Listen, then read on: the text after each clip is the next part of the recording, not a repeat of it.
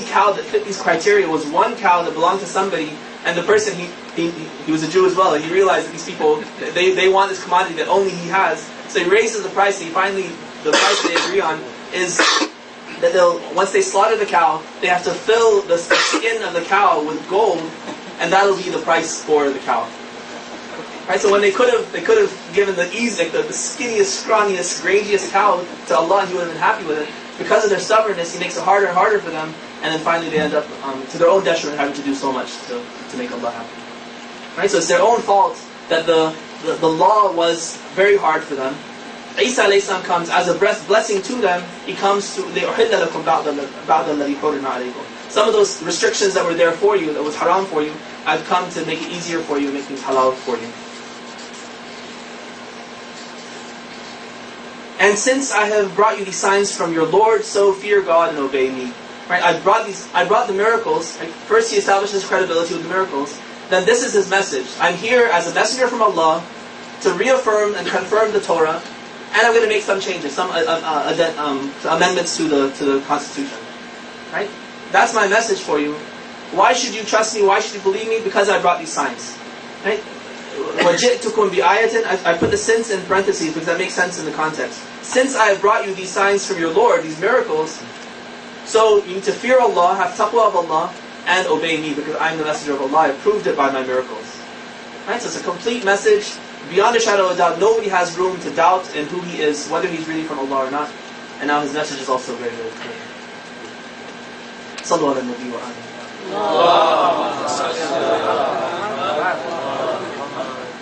Let me share this last verse from this surah and then I'll close for today.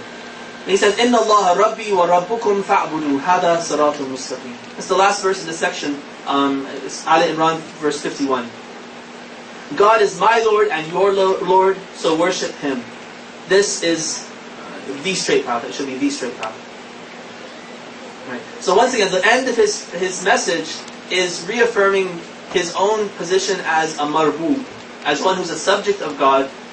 And then there's no room to consider me a God at all.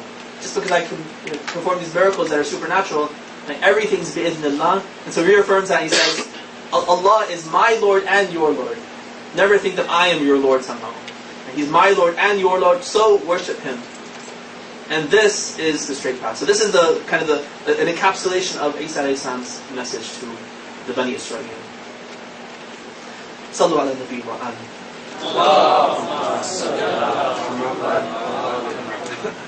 Are there any questions about this section?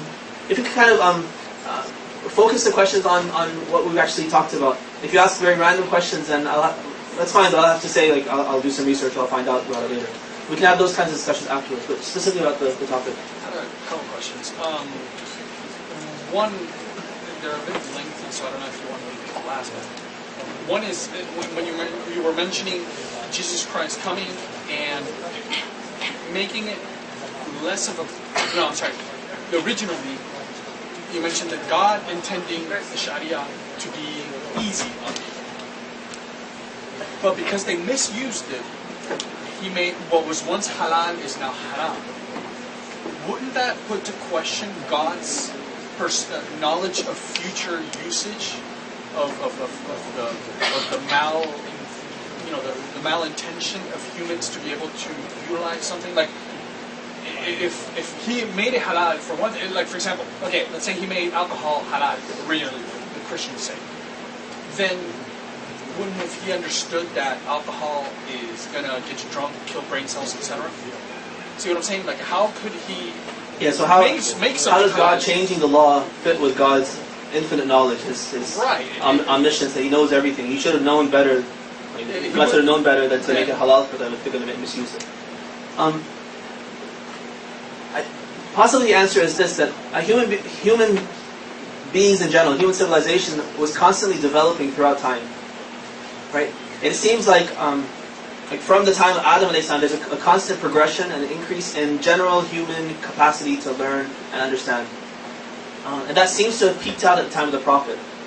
Right? And that's why he's the last Prophet. That's why that could be the last revelation. Before that time, even the Sharia itself was in a constant state of development because people were in a constant state of development. Right? The people in the time of Adam and Nuh were very, very primitive people. They're still human beings and they have intellect, of course, but they're relatively, like their mental capacities were very rudimentary compared to people later on. So, like, the Sharia is progressing. Possibly the wisdom behind it is this: that if he were to first make it hard for them, right? Maybe it would have been too hard for them to handle. Right? They would have felt like, this Sharia, it's too much for us. We can't really abide by all these stringent rules. But when it's made easy for them, right, as a blessing for them, to show them the guidance, but also make things easy for them, and then because of their kind of progressive stubbornness and so forth, Allah makes it harder for them. Then it's like Allah has the proof against them to say, look, it's not my fault that it's hard, it's your fault that it's hard. I made it easy for you, you've made it hard for yourself. Right? So it's not because he didn't know, right? But rather he designed it in such a way. Like, this is the belief we have about naskh in general. Naskh is this abrogation of one law and the replacement of that law with another law. It's not because God doesn't know better. If he made the Qibla first on Baytul Maqdis, Jerusalem, and then he changed it to the Kaaba, it wasn't because he's like, oh well, this isn't working, let's change it. Because I forgot to think about some aspects of the equation. That's not the reason. Right? He knew when he ordains a law that's later going to be abrogated, he already knows in his own mind. I'm speaking in a very human sort of way, but in his own mind, he already knows that this is a temporary law. I'm going to do this for a time, and after 2 years, for instance, this law is expired, and I'm going to change the law and make them pray towards the Kaaba again. And there's wisdom behind it. For instance, the wisdom behind that is he wants to test the Jews. As long as the Muslims were praying towards the Baytul Maqdis, it was very easy for the Jews to accept it. But when the command came in Surah Al-Baqarah, فَوَلِّ وَجْهَكَ شَطْرَ الْمَسْجِدِ الْحَرَامِ, like turn your face towards the Kaaba, then a lot of Jews became murtad, and they said, we're not going to take this anymore. And they left Islam. Right? So it was a test for them to weed out people who were munafiq and who had weak faith. Right? So when God changes His laws, it's not because of ignorance. It's because in His infinite wisdom, there are reasons for it, and it's for the best interest of His drinking system. Alcohol was gradually prohibited. Gradually prohibited. Right. The second question I had, when you mentioned about miracles not being, in other words, being something that can only be done, in other words, not of any natural phenomenon, which we define as something that can be reproducible, right, if you will. Couldn't we consider that miracles would be such, and I'm thinking only one particular miracle, so I hope you don't mind my limited scope here, but complicated natural phenomenon, but with, almost perfect timing, with pretty much what the Christians, I believe, are the ones who call it a divine intervention, where it is something. Couldn't we consider that it is something that can occur naturally, but it's so complex that, and so perfectly timed, that it could only happen through divine intervention? Couldn't it be the case? And the miracle that I think of and put this example in is Moses parting of the sea, where some scientists speculate, really, that it was because of a massive landfall at the same time